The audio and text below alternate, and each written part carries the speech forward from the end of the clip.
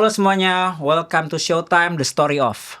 Hari ini gue sama Via akan ketemu dengan satu orang yang gue anggap kakak, gue anggap mentor, gue anggap sahabat, yang dari mananya gue belajar banyak banget. Mungkin kita belajar banget ya Vi ya, di Impact Factory ya.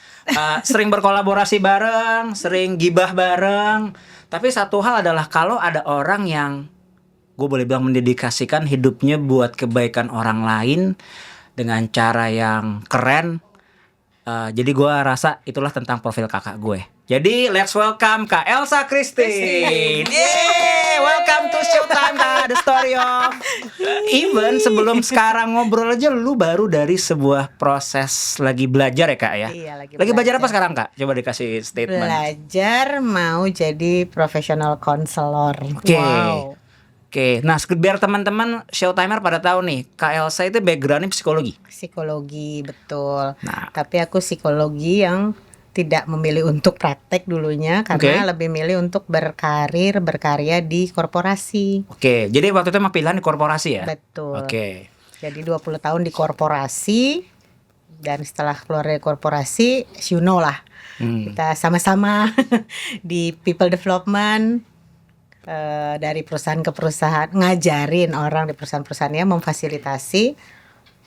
Tapi kemudian setiap kali, nggak setiap kali sih, almost every time habis fasilitasi tuh banyak banget yang mau ngobrolin masalahnya, mau pengen didengar, atau lewat DM. Jadi DM-ku itu banyak banget yang, Kak mau lanjut lagi dong ngobrol gitu ya. Sering. Sampai akhirnya aku kalau ada yang nanya atau belum selesai, karena kan kalau kelas ada jam usainya ya. Iya. Tapi habis aku bilang, akhirnya kenapa aku biarin profilku terbuka, dan akhirnya siapapun yang mau didengar atau ngobrol, akhirnya aku sampai bikin hashtag tuh sama peserta di kelas. Kita cuman sejauh DM. Jadi, dan akhirnya itu juga yang bikin kayaknya udah waktunya aku membekali diri untuk supaya lebih bisa jadi teman ngobrol yang berkualitas gitulah. So itu dibalik akhirnya mengambil untuk menjadi konselor, baru belajar. Oke, gue nggak usah bilang umur ya, tapi di pengalaman lo bisa dengar tadi 20 tahun ya keren di karir, 20 tahun di karir, berarti kan sudah cukup berpengalaman nih. Tambah 10 tahun in the market.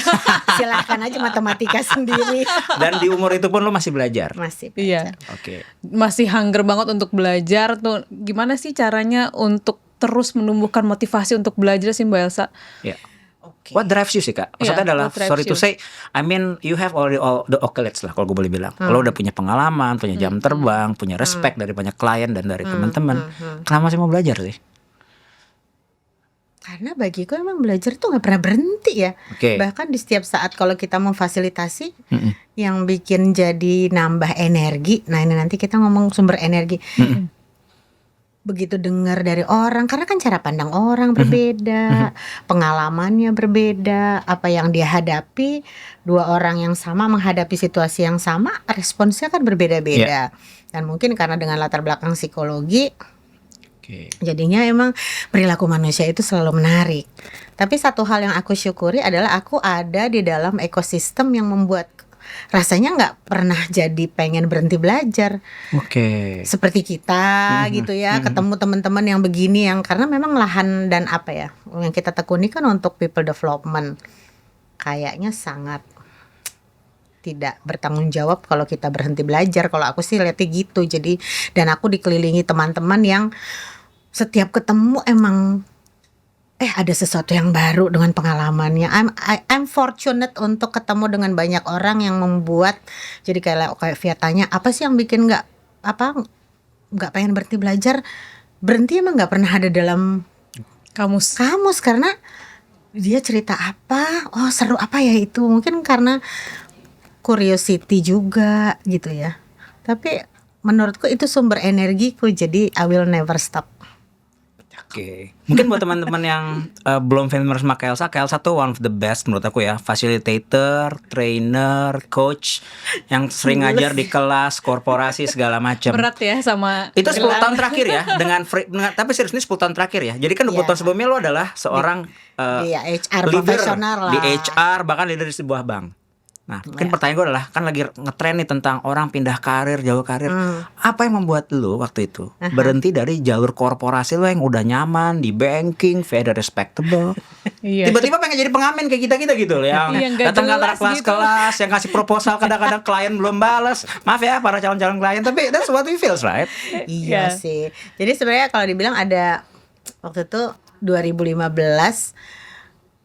Ya kalau sekarang lihat belakang sih hampir 10 tahun ke depan, 10 tahun kemudian itu gitu kan baru ngertinya tuh belakangan. Itu tuh kadang-kadang kita baru ingat ke belakang ya. Betul, tapi waktu itu tuh sebenarnya keluar ya beberapa teman juga gini, ngapain sih lo? Iya. Gila kali gitu. Udah di level ini gitu, terus keluar dikit lagi direktur kakak. Enggak sih, celem aku enggak siapa gue. Kalau gue ngeliatnya seperti itu kan. Dikit-dikit lagi. Nah jadi sudah ada beberapa faktor. Mungkin waktu itu sih pengen cari sesuatu yang baru, 20 tahun di korporasi, apalagi nih ya. Dan memang dari jadi aku tuh keluar dari korporasi 2015, dari 2007 itu memang kalau setiap weekend emang udah ngajar gitu ya. Setiap Sabtu itu juga yang kemudian belakangan baru aku gini, emang itu ya sumber energi. Karena gini, orang udah kerja di bank itu kan kadang-kadang Jumat aja udah pulang jam berapa, terus orang gini, lu ngapain sih Sabtu-Sabtu masih aja ngajar apa? Buat orang yang mungkin nggak ngerti kan, buat kurang kerjaan banget. Tapi itu juga yang kemudian membuat aku jadi berani 2015 untuk kayaknya di korporasi udah dulu, never say never ya. Waktu itu aku nggak pernah bilang nggak mau, tapi udah dulu kali aku mau mencoba sesuatu yang baru. Tapi kemudian 2015 mau keluar tuh kayaknya mau bikin ini itu, tapi ya perjalanan hidup kita nggak ada yang tahu ya. 2015 itu ternyata jadi kan habis berkarir 20 tahun, aku dan suamiku yuk kita cuti dulu, libur dulu. Udah aku memutuskan keluar. Traveling yang lumayan lama, kita 3 minggu kesana kesini lumayan jauh. Tapi di situ ada sesuatu yang aku temukan. I notice dia kok gampang lelah dan sebagainya. Lalu ternyata 2015 itu ya singkat cerita pertemukan dengan vonis dokter bahwa suamiku gagal ginjal kronis. Jadi yang niatnya berhenti mau bikin ini bikin itu, shifting untuk fokus. Harus sambil mengurus suami. Jadi setiap 3 bulan harus konsul, berobat ke Singapura, dan setiap 3 bulan tuh sampai 2,5 tahun. Tetapi itu juga yang akhirnya kan kita kalau bisa ngelihat apa nih kalau gitu, ya bersyukur karena udah ada tabungan selama, bukan tabungan duit tapi tabungan pengalaman kredensial selama dari 2007 udah ngajar, udah fasilitasi walaupun weekend. Kalau di bank kan nggak boleh, jadi aku declare sama bosku. Lalu akhirnya ya udah karena waktunya lebih fleksibel, jadi kalau ditanya ngapain sih untuk ini, itulah awalnya. Jadinya ya udah sambil, karena setiap 3 bulan harus ngurus suami, menemani untuk kontrol, belum lagi ngatur obatnya dan sebagainya. Rasanya dengan menjadi fasilitator yang jadi associate itu waktu lebih bisa manageable. Lama-lama tapi kayaknya itu membuat untuk kayaknya lebih dinikmati. Karena apa? Kalau dulu di korporasi yang aku lihat ya hanya my organization, tapi ya itu lagi dengan topi pembelajar itu. Jadi kalau itu malah jadi berbagai organisasi, berbagai industri, terus tertantang untuk kalau ada isu-isu, atau kan kita selalu datang dengan painnya apa, belajar lagi, ketemu lagi, ternyata gue mesti perlu belajar ini lagi, belajar fasilitasi yang lebih benar tuh gimana, dan seterusnya. Nggak pernah berhenti sampai sekarang, sampai kemudian 2000 ya hampir 10 tahun ya profesi ini dijalani. 2021 waktu itu masa pandemi dan kita tahu apa yang terjadi, ternyata malah makin rame. Jadi justru di pandemi itu ingat ya kita ya, pernah menjalani online facilitating, back to back gitu. Itu juga pembelajaran luar biasa yang tadinya kita pikir bisa nggak ya kita ya, ternyata malah aku menemukan di masa pandemi itu malah demand-nya tinggi banget. Dan kita belajar banyak di masa pandemi itu untuk ya being agile. Hari ini katanya udah bisa masuk kayak masker, besoknya lain lagi, online lagi dan seterusnya. Belajar lagi untuk continuous, untuk apa ya, terus menerus iterasi dan seterusnya. Sampai itu juga yang membuatku profesi ini juga yang kayaknya dengan lingkungan dan ekosistem yang sehat termasuk you guys. Aduh, pesan owner. Gitu ya. 2021.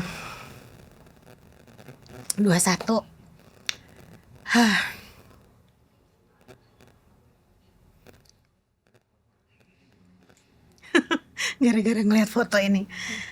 Oke, Mbak. Perjalanan suamiku selesai di dunia ini, dan ya udah, ekosistem ini juga yang membuatku nggak lama-lama di grieving ini jadi bisa tetap move on. Wah, dan sangat memberkati ya dan menguatkan, karena di kelas ketemu orang cerita dengan situasinya dan segala macam, itu sumber energi banget. Dan belajarnya banyak banget, dan itu juga yang bikin aku ngerasa, oh jadi waktu grieving itu profesi ini yang sangat-sangat kemudian membantu untuk thank you Sini aja. untuk going back, untuk keep moving on gitu, untuk I thought udah nggak apa-apa, ternyata masih nangis karena Hey, it's foto-foto. okay, it's okay Kak. It's okay. Yes, jadi kalau ditanya sama Ricky dan Via kenapa mau-mauan, ya push and pull ya. Situasinya waktu itu membawa, dan kemudian akhirnya kalau dibilang sampai sekarang aku sangat menikmati profesi ini. Every day is another different story gitu ya. Klien yang berbeda, kliennya sama tapi kelasnya berbeda, pembelajarannya, belajar dari tiap organisasi, isunya dan sebagainya. So nggak ada yang kebetulan. Wow. Betul, nggak ada yang kebetulan. Yang aku pelajari sih Mbak Elsa tuh salah satu one of the fasilitator yang keren banget sih. Karena aku tahu banget jadi fasilitator tuh nggak gampang ya Mbak ya. Kita harus neken ego kita, menjadi di tengah-tengah, mendengarkan dari sisi A dan sisi B. Dan mendengarkan itu adalah sebenarnya skill yang paling susah sih menurutku sih. Dan menurutku Mbak Elsa tuh udah nail it banget sih. Kita pernah beberapa kali kerja bareng. Nah, dari yang pengalaman facilitating gitu tuh Mbak Elsa, ada gak sih pengalaman yang menarik, yang kira-kira gak bisa dilupain gitu, yang memorable banget, yang bahkan bisa membawa Mbak Elsa yang ke next level? Banyak sih kalau dibilang ya. Memorable itu bisa karena satisfying banget, tapi ada juga yang jadi pembelajaran banget. Ada yang aku nggak akan lupa adalah gini, buat jadi facilitator itu sekian tahun menjalaninya, yang paling penting kita selalu ingat, it's not about you, it's about them, it's about the participants yang kita sedang fasilitasi. Tapi kan waktu di awal-awal itu kan kita masih, ya itu yang kayak Fiat bilang tadi, ego. Ada suatu kesempatan nih di awal-awal nih, baru keluar corporate apa belum ya, aku lupa. Bareng Ricky juga. At that time itu briefnya itu sangat singkat. Tapi ini kan yang selalu oke, yes gitu. At that time itu aku nggak terlalu meluangkan waktu untuk sebenarnya yang dibutuhkan apa. Pokoknya oke, ready. Ini di Bali bukan? No. Oh, bukan, beda lagi ya. Beda. Maaf ya teman-teman. Terlalu banyak nih. Saking banyaknya. Saking banyaknya. Kalau yang di Bali sih Ya, seru ya. seru gitu. Tapi ini one of our inilah yang di awal-awal Iya, gitu. Terus tandem dengan salah satu dari teman kita juga. At that time aku merasa sambil gini memulai gini, kok yang aku pahami ini berbeda nih yang dengan ekspektasi. And then there was a moment dimana aku merasa, aduh salah nih gue gitu ya. Kayak moment of silence juga. Dan aku di situ merasa bahwa it's not about me jadinya facilitating, tapi kenapa gue jadi kayak teaching, sementara ini orang yang ada di depan ini rekan-rekan kita yang kita sama-sama gitu loh. Dan itu jadinya menurutku, dan I keep blaming apa ya, aku tuh berapa tahun tuh keep punishing myself untuk itu, kayak kenapa ya kan, itu yang namanya negative thought itu susah ya. Tapi dari situ akhirnya aku itu makanya nggak terlupakan, karena aku belajar never again harus benar-benar pasang kuping apa yang diminta, apa yang dibutuhkan, dan benar-benar ada confirming, memastikan. Again, it's not about you waktu itu masih belajar, masih bego gitu. Jadi sibuk banget, nanti gue ngomong apa nanti gini. Padahal fokusnya di kita. Nah, jadi kesalahan terbesar mau jadi fasilitator itu kalau masih sibuk, nanti mereka mikir gue apa ya? Mereka ngeliat gue bisa atau enggak? No. Tapi ternyata mengalahkan ego dan benar-benar mengerahkan energi untuk menyimak, memperhatikan, mendengarkan, itu yang paling powerful.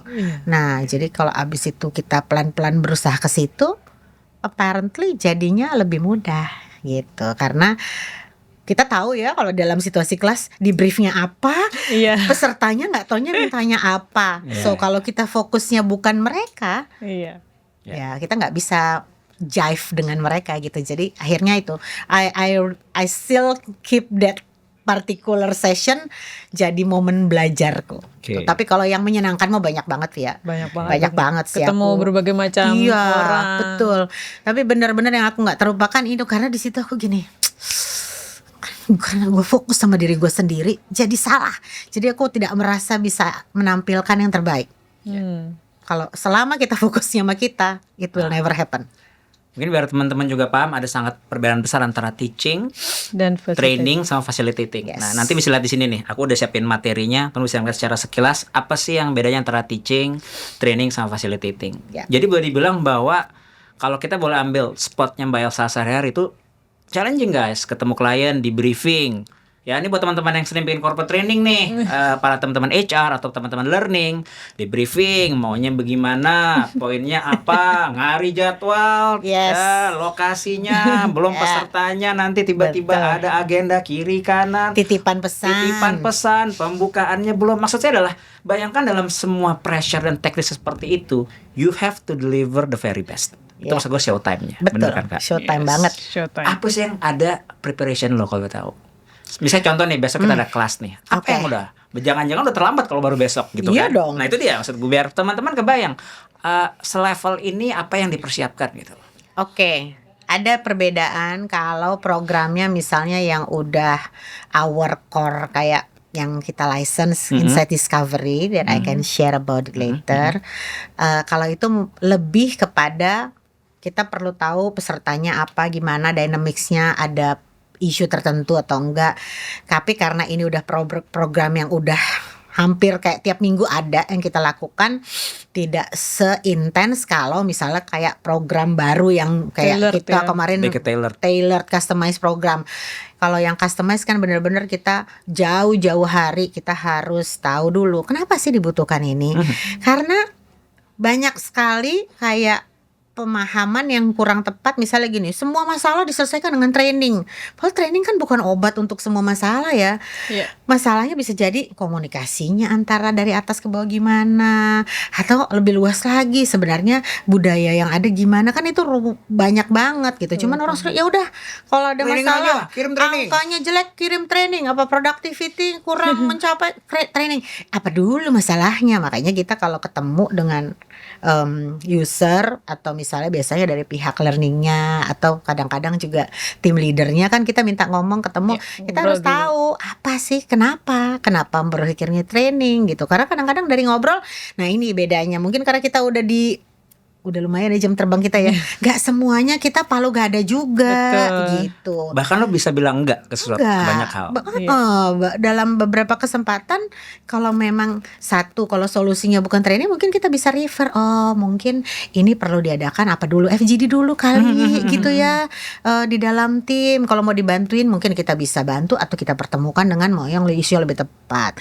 Terus kemudian kalau ternyata memang kebutuhannya untuk ada program pembelajaran sebelumnya yang udah ada apa yang sudah pernah dilakukan, lalu hasilnya gimana, terus feedback dari mereka ada nggak gitu. Karena kadang-kadang ada aja organisasi udah pernah topik yang sama, kan kasihan pesertanya ya. Terus investmentnya gimana gitu kan. Nah itu juga jadi penting sekali kita mencari sebanyak-banyaknya informasi siapanya, ya itulah the very basic, siapa dan kenapa. Kalau aku tuh pengen tahu kenapa, painnya apa, karena seringkali juga kita mengalami pain-nya, merumuskan pain-nya aja belum tentu Belum bisa. paham ya, Bu, Mbak. Belum paham. Ditanya ke apalagi, nah yang paling bikin mules tuh kadang-kadang kalau ketemunya dengan beberapa pihak dari organisasi yang sama, si Bapak A bilangnya ini, Bapak B bilangnya ini, kagak ngobrol ini atau gimana. Jadi ada juga kadang-kadang kita menjadi yuk meeting bareng aja. Of course jadinya meetingnya lebih panjang, itu kan sering kita alami. Penting sebelum mengadakan itu atau bahkan sebelum membuat materi is one thing lah. Tapi yang penting kita tahu ini organisasinya apa. Jadi PR kita yang paling penting adalah do your homework, itu adalah yaitu tahu dulu apa, kenapa, siapa, isunya apa. Those basic questions itu dulu kita perlu tahu. Tuh, jadi buat perusahaan jangan cuma asal banding-bandingin harga sama solusi. Lihat dulu ada PR di belakangnya, bener kan? Bener. Ini biarkan kami menyampaikan curahan hati nih kepada korporasi-korporasi gitu ya. Ada beberapa yang udah keren banget ya, klien-klien kita percaya. Tapi saya rasa juga ada beberapa mungkin kayak Kak Elsa bilang. Tadi bahkan yang paling challenging menurut aku ya adalah sometimes mereka nggak tahu yang mereka mau. Iya betul. Dan sayangnya itu akhirnya ujung-ujungnya jadi training. Sebenarnya pengalaman kita belum tentu training solusinya selalu ya. Belum tentu. Tapi kadang-kadang ada yang gini, aku sampai kadang-kadang gini, pernah aku sampai bilang gini ya, gue bukannya nolak rezeki, aku bilang gitu ya, aku sih seneng-seneng aja. Tapi satu, karena I was in the corporate side juga kan, pernah. Jadi kebayang nggak sih ini kan jangan jadi investment yang sia-sia gitu loh. Karena ya kalau kita dari segi penyedia jasa mah Ya happy-happy aja ya. tapi kan kita yang the last thing we want adalah nanti udah selesai yang keluar adalah gitu, kita percaya yang kita lakukan pasti yang terbaik gitu ya. Tapi sebenarnya ternyata yang nggak dibutuhkan bukan itu gitu. Atau ya kalau yang program leadership yang selalu kedengeran adalah mestinya leader saya nih Mbak yang ikut training ini gitu. Kalau itu sering Malah jadi edisi curcol ya Mbak ya biasanya. Betul, makanya kita suka disitulah nanti pentingnya kita untuk conditioning dulu di depan, tujuannya apa, kenapa, dan kita agak sulit melakukan itu kalau nggak clear kan dari organisasi apa gitu. Sering kali juga tuh banyak juga corporate yang kamu punya modul apa? Jadi pendekatan balik ya, beda lagi nih, pendekatan modul apa? On the shelf gitu maunya. Ada apa? Nah kadang-kadang itu juga sih yang sebenarnya kita happy aja kalau misalnya mau ngasih ya. Cuman kadang-kadang kitanya yang menempatkan diri ke corporate-nya itu, maksudnya kasihan juga ya kalau mereka dikasih training yang nggak tepat sasaran. Iya dong. Selayaknya dokter spesialis aja, kita harus tahu dulu nih symptoms-nya apa, lalu kita ngobatinnya pakai apa, gitu. Betul sekali. Gitu sih. Sekarang gue mau putar mesin waktu dulu nih. Gue tahu reputasi dia bahkan sebelum gue ketemu. Apa tuh? Jadi waktu itu gue kerja di konsultan HR. Wih. Ya, gue kerja konsultan HR nih. Gue tahu kalau nama dia disebut di bank itu, semua bos-bos gue tuh kayak mengerahkan semua resource terbaik. Wah, Elsa manggil. Oh, kalau gitu harus si A, si B, si C. Gue tuh di balik laptop ya sebagai cumpret tuh kayak ini Elsa Kristen ini siapa sih gitu. Ternyata kayak guru killer ya. Bukan maksudnya kayak ini klien yang sangat dalam kata gini, dia tahu banget apa yang dia mau sehingga kayaknya kita harus menyiapkan amunisi A, B, C. Maksudnya kalau kirim kayak gue sendirian pasti habis gitu di lahap gitu kan. Harus well prepare lah ya. Malah aku manis lah. Gitu. Boleh tak nggak Kak? Berarti saat itu kan lo sempat di korporasi sih. Iya. Sebenarnya maksudnya gini, apa sih ekspektasi lo dari vendor? Sekarang kebalik nih. Kalau tadi kita sempat cerita ekspektasi kita dari para klien-klien kita. Tapi kalau lo sendiri apa sih yang lo expect pada saat itu ceritanya sebetulnya kan? Terus yang itu cerita berapa puluh tahun yang lalu. Tidak kan gue lupa, karena itu reputasi yang gue denger tentang lo. Jadi kalau dari dia, oh ini orangnya ternyata yang bikin panik satu kantor gue gitu kan. Cici gitu. Enggak, itu karena nama-nama di belakang aku mungkin gitu ya. Apa ya, maksudnya gini, aku merasa kalau sampai sekarang juga kan yang pernah waktu aku di korporasi dan jadi vendor rasanya sampai sekarang masih menjalin hubungan baik karena gini, yang kita minta clear.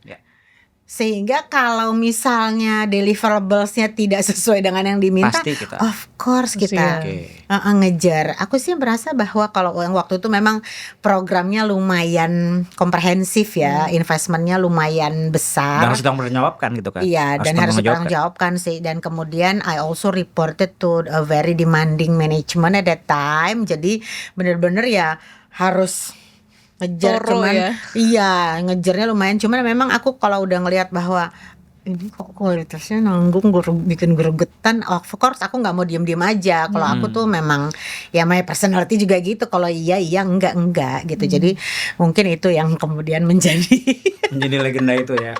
Legenda. No, but I learn about quality dari Kak Elsa sebetulnya ya. I learn about the process preparation. Jadi buat teman-teman yang di learning atau buat teman-teman yang ngundang buat peserta training, ada proses di belakangnya, proses yang kita harus siap. Kalau ternyata tadi on the spot nih, tiba-tiba ada kejadian, ada curhat panjang gitu kan, yang kita harus terlatih sebenarnya kan kayak gitu-gitu prosesnya kan. Nah, pertanyaan gue kayak gini, apakah emang harus background psikologi untuk bisa menjadi fasilitator atau trainer handal seperti lo? Kalau ada yang pertanyaan, wah pengen dong kayak Kak Elsa yang bisa ngajar, sharing, apakah harus psikologi Kak seperti dirimu? Enggak ya, aku sih kalau beberapa teman juga enggak, cuman memang aku merasa beruntung dengan latar belakang psikologi ini karena membantu ya, framework pemahaman kan, karena dari dulu di psikologi itu kan belajar mulai dari filosofi, kemudian framework dari para ahli itu, jadi membantu kita untuk cara pikirnya, lalu nggak cocok logi. Oh, kalau ini kasih ini aja, kalau ini kasih ini aja. Kan yang dihadapi itu manusia, proses belajarnya nggak sesederhana gitu loh. Aku kadang-kadang yang bikin gregetan, Bu, tolong gitu loh, jangan apakah hanya dengan disuruh teriak-teriak itu orang langsung termotivasi kan? Enggak ya. Bisa. Yes. Gitu kan. Jadi suka boleh nggak usah gitu. Jadi aku bilang siapapun kayaknya ya tergantung dia mau ngajar apa, kayak kan kita juga punya materi-materi atau topik-topik tertentu yang menurut kita itu yang kita jadikan apa ya, itu kita merasa udah lumayan kompeten di situ karena kita belajar dan terus memperbarui diri. Tapi kita harus tahu juga area-area apa yang kita enggak. Kayak aku kalau bilang, Mbak bisa gak ngajarin design thinking? Jangan gue gitu ya. Maksudnya apa? Karena berarti lo cukup humble untuk tahu bukan strength lo apa. Kan ibaratnya gue hajar deh, gue bikin. Gak mau gitu. Karena kayak aku jadi associate facilitator juga yang listed di beberapa bank gitu atau beberapa korporasi. Kadang-kadang karena misalnya udah dijadwalin kalau corporate kan gitu, terus tiba-tiba yang terdaftar untuk pengajar topik itu berhalangan. Pernah beberapa kali, Mbak bisa nggak ngajar ini yang keinget tadi karena memang waktu itu baru kejadian kemarin sih fresh. Terus masih hangat nih, masih hangat nih. Design thinking, hello, enggak deh, enggak segampang itu. Satu, kalau mau materi waktunya langsung mepet pula. Materi orang aja kalau kita itu kan kita mesti ngerti, misalnya kalau bikin materi gue kan mesti tanya dulu di waktu dari apa pemikiran lo pakai referensinya teori apa sehingga lo membuat ini, flow-nya gimana, kan kita mesti tahu gitu ya. Tambah lagi kalau bukan bidang-bidang yang kita memang kuasain. Jadi salut sih kalau ada yang bilang bisa ngajar apa aja sih, aku sih luar biasa. Aku membatasi diri kalau ditanya design thinking, creative thinking, jangan gue kali gitu. Atau misalnya apalagi kemarin ada beberapa ya. Tapi kalau dalam ranah-ranah kita sesuatu yang baru, oh menarik nih ada pendekatan apa, boleh kayak dalam human behavior, psikologi, leadership, personal effectiveness atau communication, karena aku pernah di Korkom dan pernah jadi pengajar di sekolah komunikasi.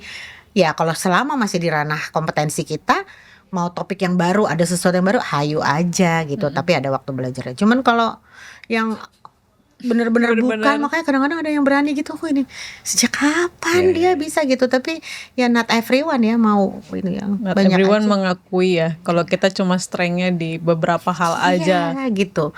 Kayaknya memang ya diperlukan humility ya untuk bisa begitu, nggak asal serobot aja semua. Oh iya aku bisa ini, gue bisa ini. Kan elaborasinya nanti gimana ya gitu. Ibaratnya kita bertanggung jawab lah ya atas investasi dan klien. Itu aku rasa aku lihat dari Kak Elsa seperti itu sih. Iya. Kita berarti untuk menjawab tadi gak harus punya background psikologi ya. Untuk jadi itu ada sebuah skill yang bisa dipelajari. Sangat. Tapi kita harus tahu limit kita di mana. Betul. Jangan mencoba untuk bisa semuanya. Yes. Oke. Bahkan lo juga bukan lulusan psikologi kan? Gue bukan lulusan psikologi jujur aja. Tapi ya itu yang gue belajar bahwa skill itu bisa dipelajari. Iya. Ya. Tapi yang satu hal yang gue mau highlight ya teman-teman, yang teman-teman bisa pelajari adalah Kak Elsa ini sangat tidak mau pakai slide orang lain. Sama nih, bener dan ya? selalu bikin sendiri. Dan selalu bikin sendiri. Karena itu setuju buat kita seorang yang pengajar di depan, penting untuk kita tahu materi kita. Kan dia dibahas di Showtime nih, bener ya? Iya dong. Kita nggak pernah mau materi orang lain yang plek ketiplek. Nggak mau. Bahkan kita nggak mau pakai materi orang yang udah jadi. Kita pasti akan bener-bener bongkar lagi, pakai gaya kita. Bener nggak? Sangat, karena kalau aku bilang slide itu kan tool ya. Deck itu kan tool, alat bantu. proses berpikir kita yang kita nanti itu membantu untuk mengingatkan flow, atau misalnya juga untuk menjaga karena ada visual kan berperan. Tapi kalau pakai slide orang tanpa lu customize, itu kan jalan pikir dia nggak bisa aku sih gitu. Menurutku sih slide is only tools, dan makin kesini aku makin melihat kalau memang ini baru-baru ini lagi belajar lagi. The more you facilitate the discussion, the less slides you need gitu. Slides itu benar-benar cuma alat bantu untuk jaga kalau tiba-tiba ada teori atau topik tertentu yang perlu ada frameworknya gitu. Tapi makin lama makin nggak perlu slide kalau memang tujuannya fasilitasi ya. Bedain kalau training memang ada ini terbaru, misalnya ada konsep terbaru, dipakainya ini, hasil risetnya ini, ya tetaplah perlu. Jadi slides itu cuma pendukung aja, bukan alat utama. Yang penting kita deliverynya gimana. Show time banget lah ya, gimana kita deliverynya. Slides tuh hanya pembantu saja. Tools, it's a tools. Nah, kalau misalnya dari Mbak Elsa nih, sekarang nih banyak ya di Insight Discovery tentang bagaimana mengenali perbedaan orang dari warna. Aku sempat ikut tes juga ya. Terus pas hasil tesnya oke. Sesuai.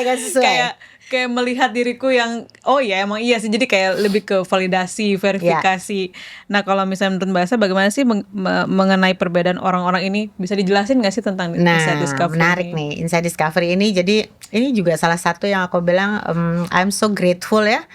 Ketemu, makanya baik-baik ya kalau berteman network itu dijaga, dirawat network. Jadi waktu keluar dari korporasi bertemu dengan yang sama-sama pernah bekerja di organisasi yang sama ya, thank you Keisha gitu karena thank you, dia thank you Keisha, jangan lupa makan-makannya.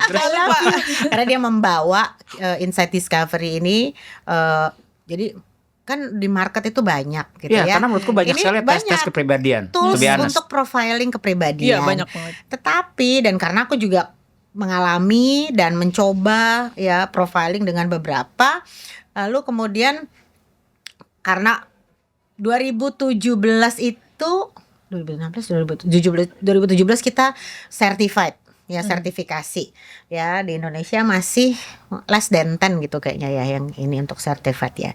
Jadi tools ini dan tools untuk profiling lainnya sebenarnya kan dengan dasar teori yang sama.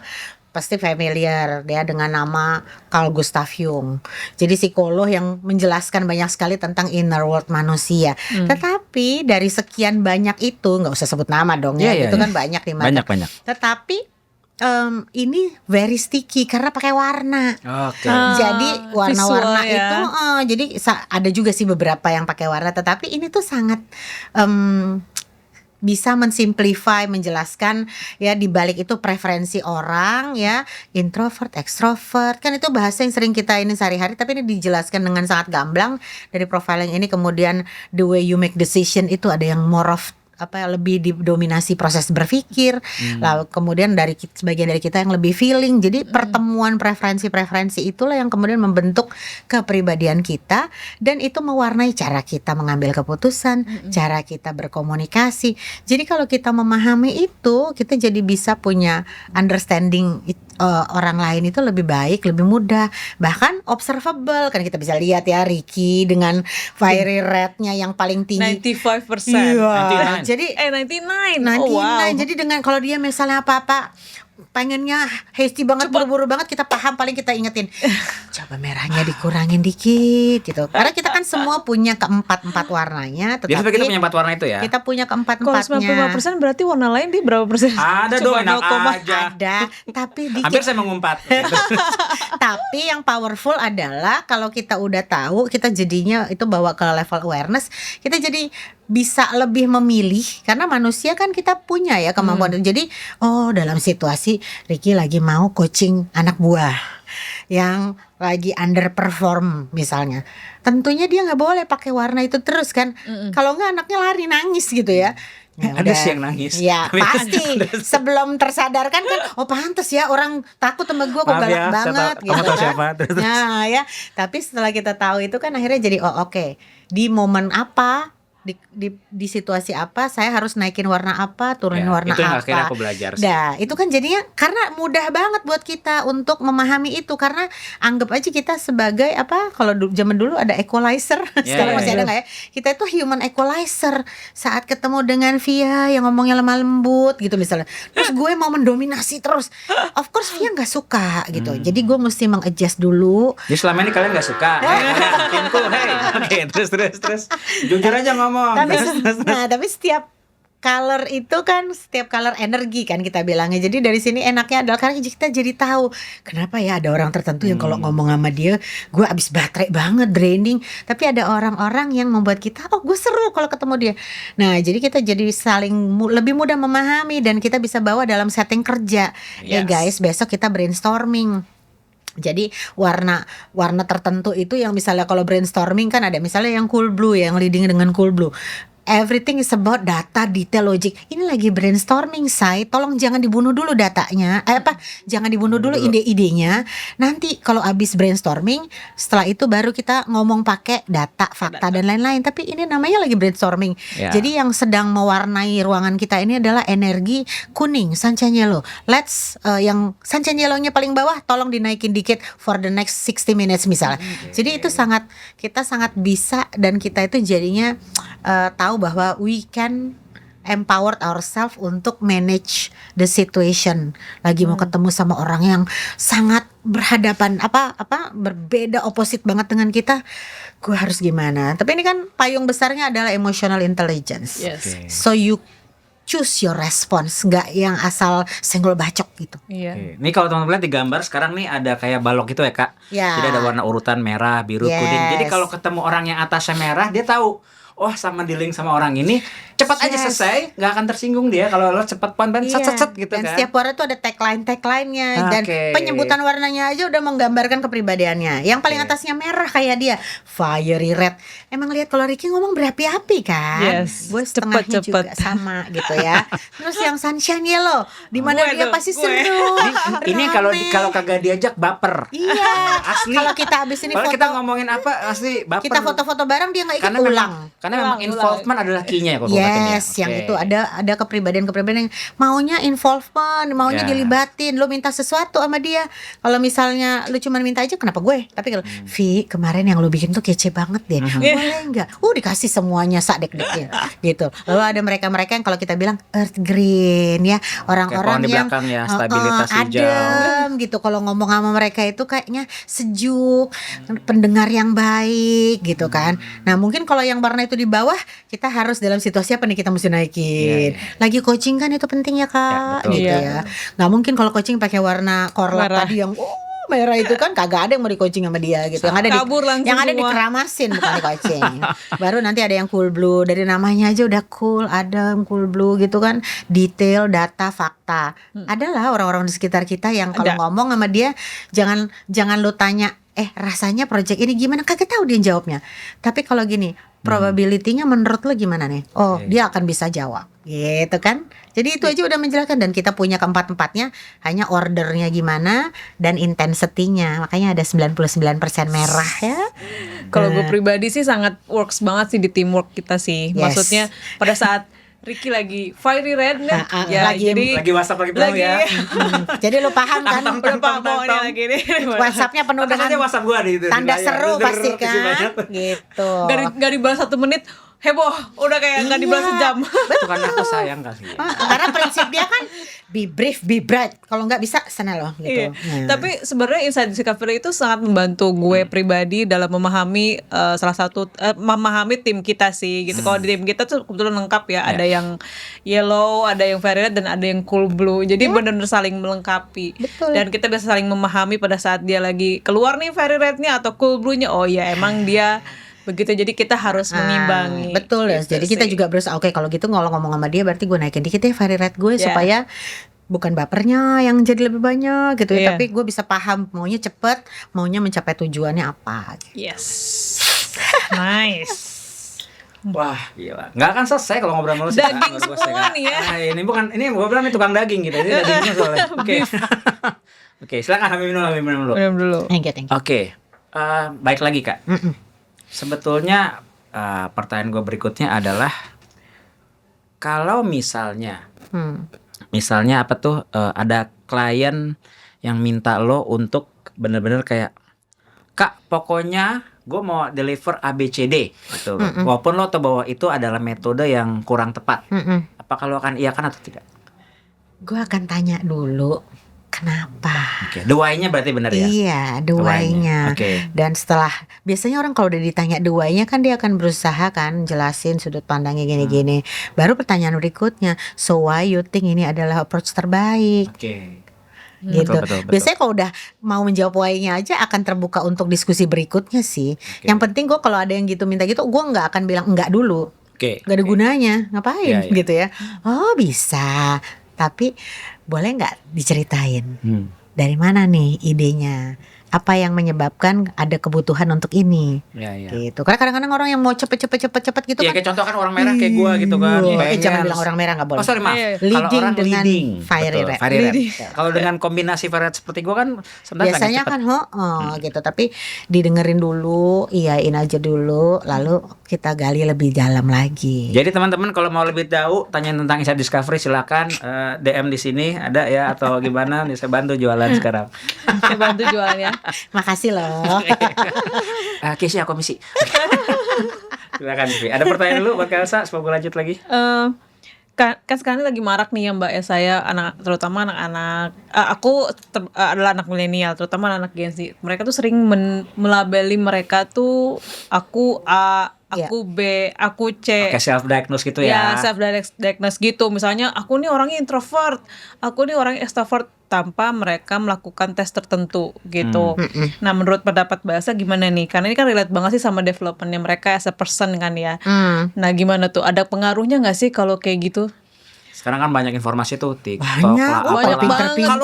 Kalau lo jarang mandi mungkin lo adalah ini. Kan gitu kan. Iya. Banyak banget tuh informasi kayak gitu, bener dong. Iya. Nah, karena dari background psikolog tuh gimana Kak Bahkan- dengan orang-orang yang self diagnose seperti itu? Iya, kadang-kadang sebenarnya itu tuh masih mild, Vi. Kalau Masih cuman, mild ya? Oh, cuman masih bilang mild. introvert, extrovert, kadang-kadang ada yang gini, Mbak, jangan-jangan aku ini depresi, Oh. jangan-jangan aku bipolar, aku sampai selalu gini. Kalau udah kayak gitu, biasanya aku di kelas gini, oke baik 5 menit layanan masyarakat Elsa Christine ya, aku bilang gitu. Terus mereka apaan nih gitu? Karena aku jadinya ya tanggung jawab karena belajar psikologi Karena lo aja. punya pengetahuan itu. Iya, jadi aku bilang gini, kalau aja lu paham bagaimana seseorang yang hidup dengan ya Kondisi tersebut. kondisi-kondisi yang tadi yang kalian bilang itu, you will never ever use that word again. Karena akhirnya aku kadang-kadang kalau waktunya agak panjang, karena kan itu biasa di tengah-tengah kelas lagi misalnya, karena kalau di Insight itu kita activity-nya sangat banyak dan kemudian waktu itu suka gini, wow jangan-jangan nih dia gitu, biasa cocok logi kan orang-orang, dia memang Bu. Kadang-kadang kalau lagi yang ini kalau dia sih kalau udah pegang handphone Bu dia bisa sebutin lagi ini. Padahal kan nggak sesederhana itu. Jadi aku selalu memakai setiap ada kesempatan untuk nggak sesederhana itu. Please be mindful untuk pakai istilah seperti itu. Jadi kalau aku udah gitu, aku jadi serius banget dan habis itu mereka tahu bahwa oh it's serious. I hope you understand dan tidak menggunakan ini lagi. Aku selalu gitu. Bahkan pernah ada yang lumayan senior secara umur ya. Gitu terus dia pakai itu gitu. Aku sampai gini, sedih banget sih. Udah seumur ini aja lu kagak ngerti bahwa autism itu it's a spectrum, bukan sesederhana itu untuk lu pakai untuk bisa menyebut orang karena dia Bu kalau udah pegang handphonenya gitu kan nggak gitu juga. Sangat terganggu Jadi hal itu.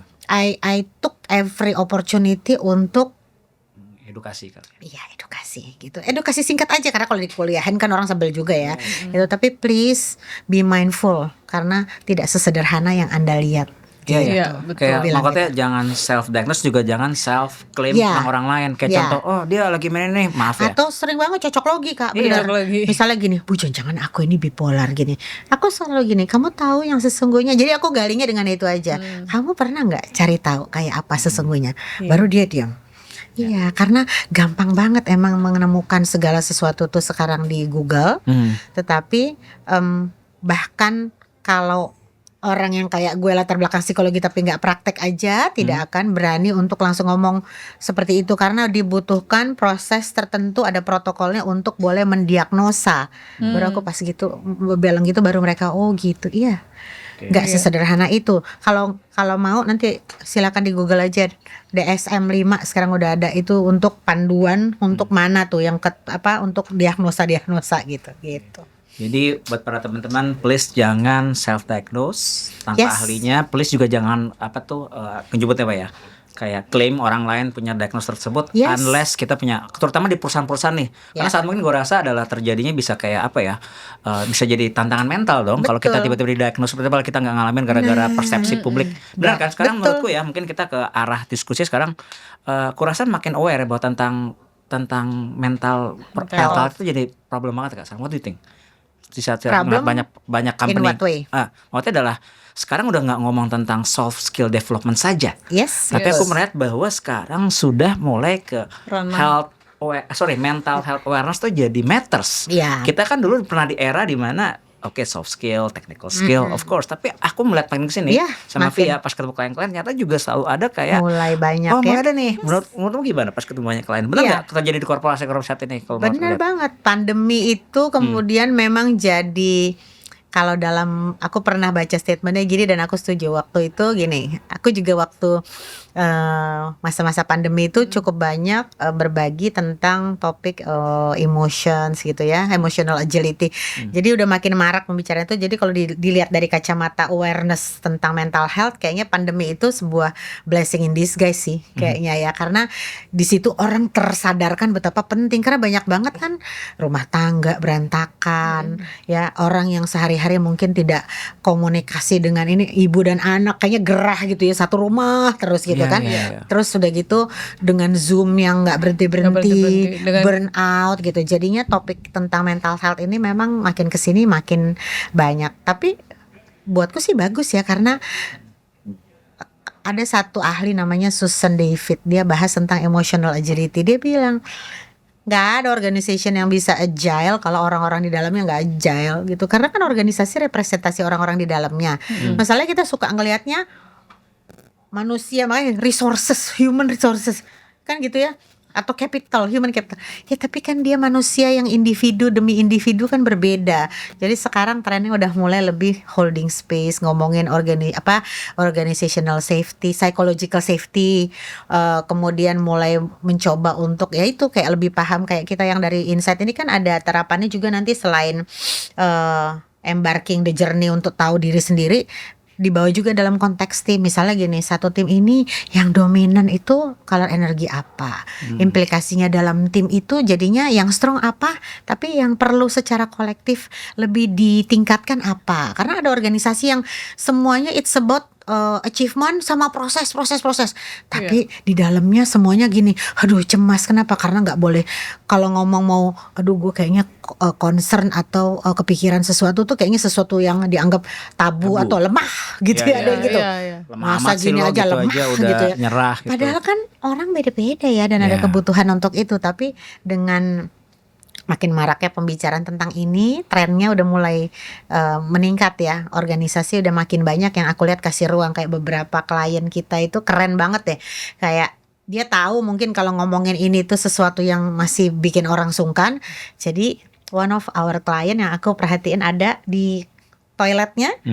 Jadi dibuat QR code. If you have problem, jadi tinggal scan, dia nanti bisa langsung kontak untuk pihak ketiga yang kerjasama dengan organisasi itu. Di toilet. Karena toilet adalah tempat di mana kita benar-benar ngobrol sama diri sendiri. Paling banyak. Betul. Jadi di balik pintu begitu tutup, ada di kacanya ada feeling burden gitu. Keren loh. Keren. Jadi kudos buat my client yang gitu. Ada beberapa organisasi yang karena kita sering ke situ, jadi aku bisa lihat ada yang ditaruh di kayak ada, masih ada loh yang punya tetap papan pengumuman, walaupun sekarang kita tinggal email blast ya, tapi ada yang kayak papan untuk ini dibuat situ QR. Nice. Jadi kan orang nggak usah sungkan ya, udah bisa langsung hubung ke pihak ketiga. Ada juga sih yang treatmentnya kayaknya agak salah kaprah, makanya harus komprehensif sih ngomong-ngomongin gini. Betul. Ada yang karena dibuat satu inisiatif, katakan namanya misalnya apa ya, ngopi misalnya, artinya mau konsultasi, tapi si ngopi ini tidak dikemas dengan baik, top down, sehingga leader-leader bilang, oh pokoknya kalau lu ada gangguan pengen ngobrol, ada burnout atau apa, lu pergi deh ke itu ngopi misalnya institusinya. Tapi besok-besok ada orang gini, lu kemarin ngopi ya? gitu.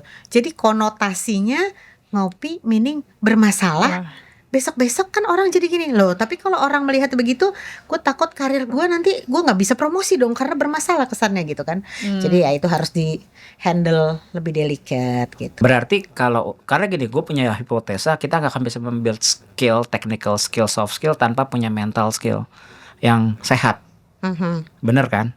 Yang kedua, orang sering pikir corporate training, cuman training. Sementara gue selalu ngeliatnya bersama teman-teman impact, mafia segala adalah kalau pekerja tidak dipersiapkan jadi SDM yang unggul, gimana Indonesia mau maju?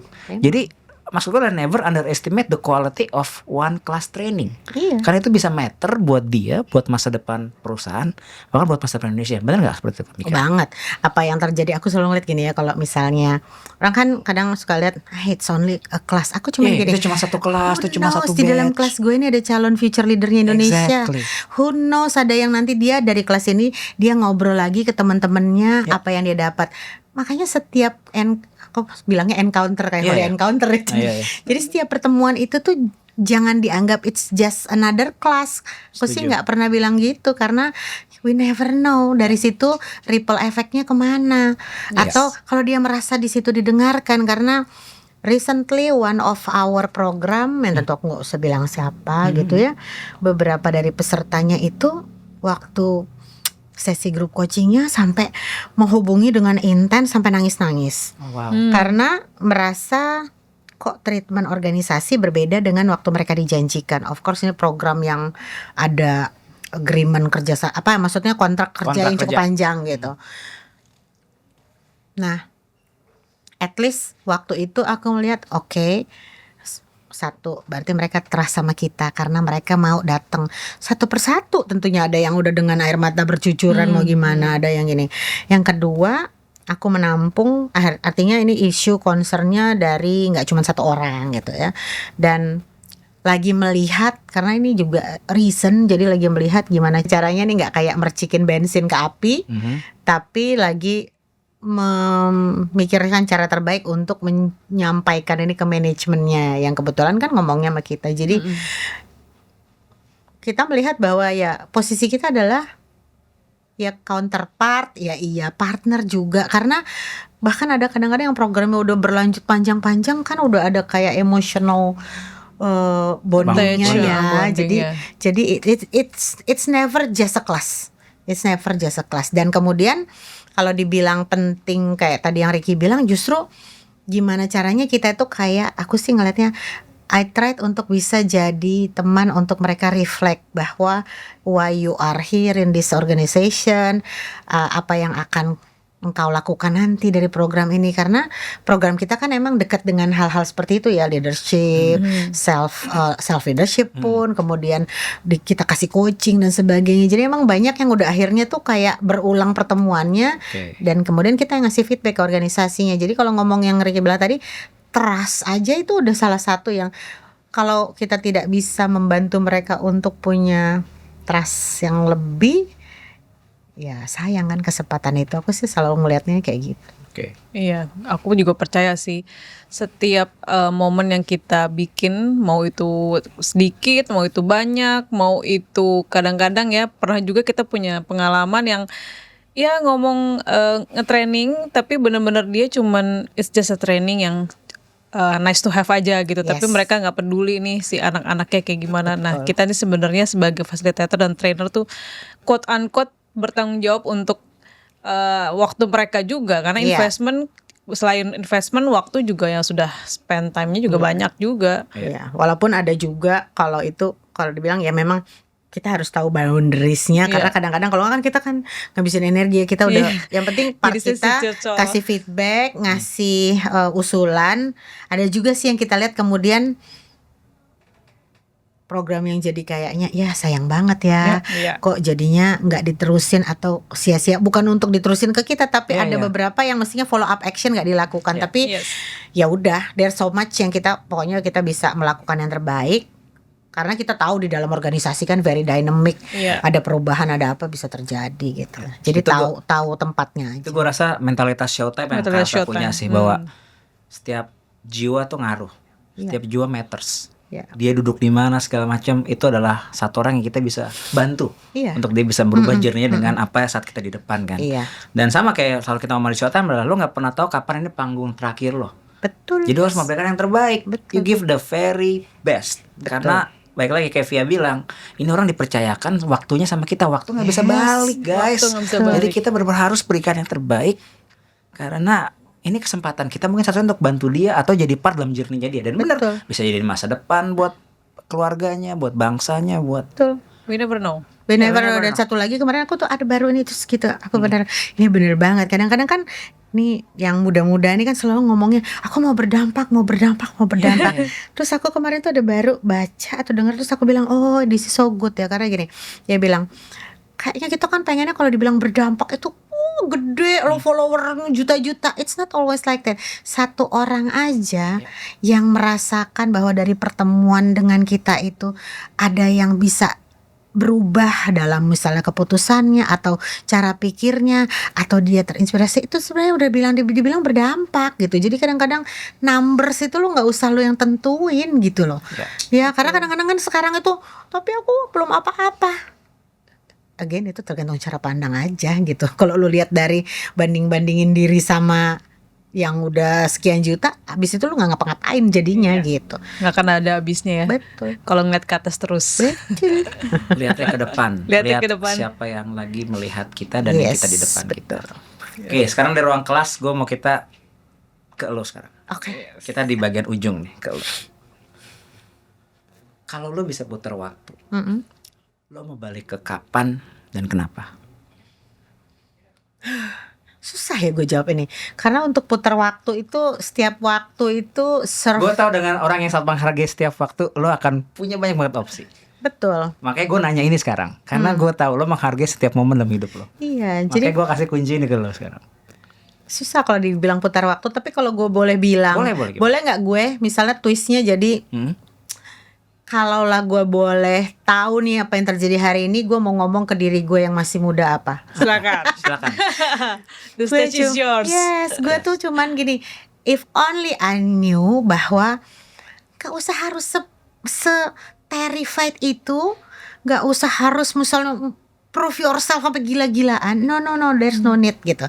Jadi just do your best dan enjoy every ride untuk karena di setiap masa ada orangnya, setiap orang ada masanya. Dan mengutip kakak coachku yang tersayang Kakak Ivan yang udah lama ketemu, ya segala sesuatu itu dihadirkan memang untuk supaya membangun diri kita, versi kita yang lebih baik. Jadi if I can tell this to my 20-year-old Elsa yang sibuk banget untuk dulu, nggak ada sih foto gue di sini 20 tahun ya, kayak yang paling muda way back yang paling muda itu kayaknya udah 30-an lah ya, badan masih setengah sekarang. Tapi if only I knew bahwa karena gini, gue kan dengan warna gue yang merah kuning merah kuning itu hampir sama tinggi, jadi benar-benar ada momen dimana I was trying so hard, harus ini bagus. Kalau boleh balik ke situ gue mau bilang chill, tenang dikit. Setiap masa ada orangnya, setiap masa ada pembelajarannya. And nih ngomong dari orang yang udah mengalami banyak banget, everything is going to be okay. Wow, that's a powerful sentence. Jadi sebagai ibu nih banyak banget aku ngelihat bahkan di pengalamanku sendiri gitu ya, banyak banget orang yang kayaknya preaching keluar tuh wah A B C D, tapi pada saat dia ke rumah anak sendiri itu totally different, maksudnya treatmentnya gitu. Banyak yang sukses di luar tapi belum tentu sukses di rumah gitu.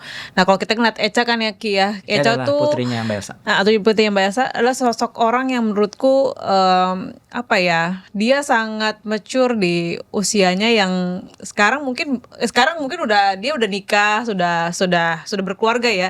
Tapi sebelum way before that aja tuh menurutku dia udah sangat mature untuk membawa pembawaan dirinya dia. Dia tahu apa yang dia mau. Dia kayaknya ngerti banget, oh gue tuh arahnya ke sini nih jalan gua nih gitu. Maksudnya kalau balik lagi ke ibu nih, gimana sih Mbak Elsa kok bisa menerapkan hal yang di preaching di luar, maksudnya pada saat kelas. melakukan training di kelas atau facilitating, tapi dia juga bisa, Mbak Elsa juga bisa nih ke Echa nih, gitu. Menurutmu apa sih yang works? Apa ya? Nomor satu, terima kasih pada Tuhan sih ya. Karena kadang-kadang gue juga gini, kadang-kadang kalau denger dari orang, ini kemarin gini, thank God gitu ya. Kalau dibilang, gue gak mau ya, gue kan bukan ahli parenting apa segala gitu. Tapi, dan kalau dibilang apakah 100% mulus? Ya bukan drama ya, maksudnya dinamikanya juga banyak ya, tolong diedit bukan. Ya. Tapi one thing adalah nomor satu, anak kan apalagi makin berkembang, dia nggak bisa di-preachingin, yang bisa adalah dia lihat example, modeling gitu ya, bahwa rasa-rasanya kalau boleh ngelihat dari dulu yang dia lihat, aku berusaha dari dulu pikir gitu. Yang penting mamanya sudah menghadapi ya segala macam lah, ups and downs, tapi yang satu mungkin dia bisa lihat keep going on gitu ya. Yang kedua adalah emang kan orang sekarang suka bilang, ininya kan banyak ya, ada yang bilang anak lu jangan dijadiin teman, tapi di satu sisi anak harus jadi teman. Gentle parenting teorinya kebanyakan, tapi ujung-ujungnya adalah ngobrol. Being vulnerable sama anak itu juga nggak apa-apa gitu ya. There were moments yang aku bilang bahwa I don't think I can do this, dan dia yang justru jadinya rise to the equation gitu, dan dia bisa untuk jadi peran. Kalau sekarang di umur dia yang sekarang, dia 28, mamahnya gak usah ditanya gitu. Kali dua kurang ajar gue, maaf. Enggak, itu gak benar, gak akurat. Gak nyampe kalau kali dua. Makanya itu kan tetap ya. Tapi satu hal adalah mungkin karena dia juga anak tunggal gitu ya, berusaha untuk tahu universe-nya apa, temennya apa, dan cerita. Walaupun kepribadian kita itu memang berbeda banget. Kalau pakai insight, dia itu yang majority thinking, dia itu merah dan biru. Kadang-kadang mungkin agak biru merah gitu. Kombinasi yang lumayan seru ya, merah dan biru ya. Sementara mama jadi yang satu, jadi itu dia. Melalui fase untuk mengenal gimana yang cocok buat dia itu juga berubah ya, sejalan dengan waktu gitu ya. Karena kan di life season sekarang dia udah dewasa, udah menikah. Waktu masa-masa dia kuliah mungkin juga caranya beda gitu ya. Tapi ketemunya akhirnya kita sekarang di merah gitu. Oke, maunya apa gimana? Karena si mamahnya yang warna kuningnya juga tinggi ini kan kalau ketemu senengnya cerita. Dia lebih jadinya mendengar dan menyimak gitu kan. Tapi ada momen dimana dia bilang, "Ma, jangan semuanya it's all about you," gitu. Karena kalau dia ditanya juga dia ceritanya namanya ya merah biru ya. Kalau tanya ya seadanya gitu kan. Tapi pelan-pelan dia juga udah mulai lihat bahwa dia mulai cerita. Makanya holding space itu memang penting ya. Jadi aku juga jadi sadar dan berusaha diri. Karena kalau ketemu dia, apalagi kan karena udah tinggalnya berbeda, ya dia udah menikah ya. Kalau ketemu pengennya cerita panjang lebar. Karena aku kan yang sangat ekstrovert. Jadinya belajar. Jadi at every sepanjang perjalanan itu jangan pernah berhenti saling belajar. Karena walaupun kita yang orang tua, belum tentu kita yang paling benar gitu loh. Betul. Jadi there were vulnerable moments di mana aku bilang I'm sorry. Karena maybe I'm not the ideal figure, ideal role, atau mungkin apa yang kulakukan belum yang terbaik. Jadi saying sorry itu walaupun gak gampang ya, karena kita sama-sama merah ya. Jangan lupakan suku juga. Jangan lupakan kita orang Batak yang wah gitu ya. Tetapi belajar. Jadi kuncinya kalau Via bilang, if I have to summarize in one sentence adalah jadi orang tua itu gak boleh berhenti berproses, gak boleh berhenti belajar, dan harus juga holding space for each other. Itu aja. Nggak ada resep yang teori nggak ada yang resep nggak ada satu resep yang works for everyone. Makanya berproses. Di usia sekarang dia mau gimana, di usia sekarang kita juga lagi life season apa. Kan gue bilang daging semua. Jadi emang kalau mau yang bergizi di video casting ini udah pasti. Terutama buat teman-teman yang di learning atau yang mau belajar lah. Jadi thank you Kak Elsa buat semua story. Gue yakin masih banyak jam yang bisa kita spend buat mengerti tentang proses ini So it's just one shot. Yang menurut gue masih banyak banget proses-proses yang kita We depannya will barengan. continue Ya. story Kita sharing. hanya sejauh DM. Kita hanya asik. Oke. Tapi yang gue mau kasih closing remarks adalah tadi kalau saya adalah sebuah contoh menurut gue adalah showtime yang sejati ya. Mau panggung lo di kelas, mau panggung lo ketemu klien, mau panggung lo sama anak lo sendiri, lo berikan yang terbaik. Pengajaran panggung terbaik adalah tetap lo jadi diri sendiri. Yap. Dan lo mencontohkan. Gak perlu banyak materi, tapi lebih pematerinya sebelum materinya. Ya. So thank you. Hopefully kita ketemu di beberapa episode yang lain lagi. Thank you, Thank you Showtime. guys. Bye.